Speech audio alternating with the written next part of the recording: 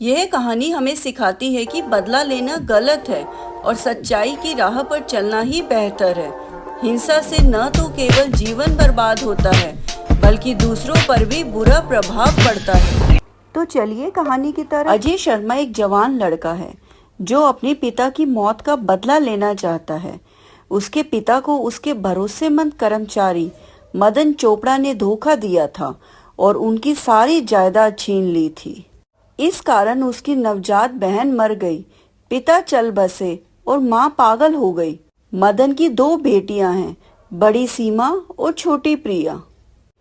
अजय पहले तो बड़ी बेटी सीमा को लुभाता है और उससे प्यार करने का नाटक करता है और अब छोटी बेटी प्रिया चेन्नई में अपने पिता मदन चोपड़ा के साथ यात्रा करती है।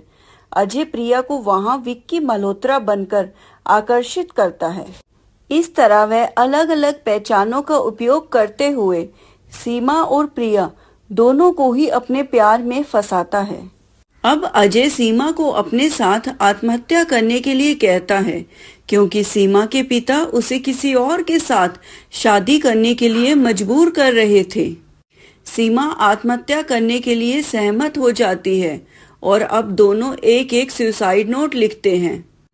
फिर अजय हंसता है और अपना सुसाइड नोट फाड़ देता है और सीमा को बताता है कि वह केवल उसके प्यार की परीक्षा ले रहा था और शादी का प्रस्ताव रखते हुए उसे अपने साथ भागने के लिए कहता है।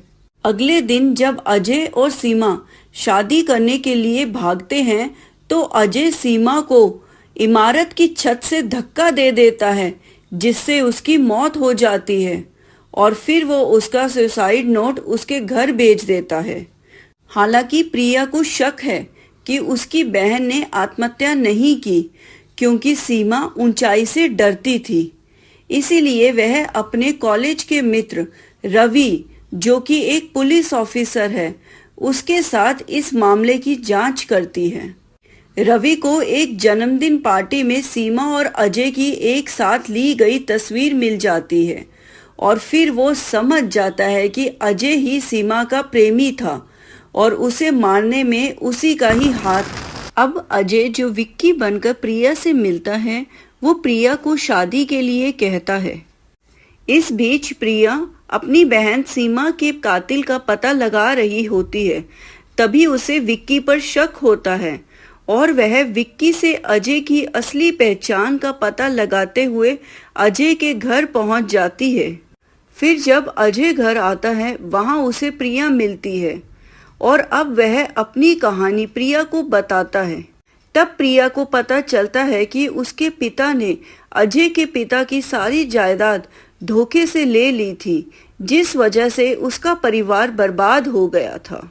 तभी मदन वहां आता है और अजय की मां को मारने की कोशिश करता है। इससे अजय को गुस्सा आ जाता है और बदले में वो मदन को मार देता है। अब वह अपनी मां के पास लौटता है और उसकी बाहों में ही मर जाता है।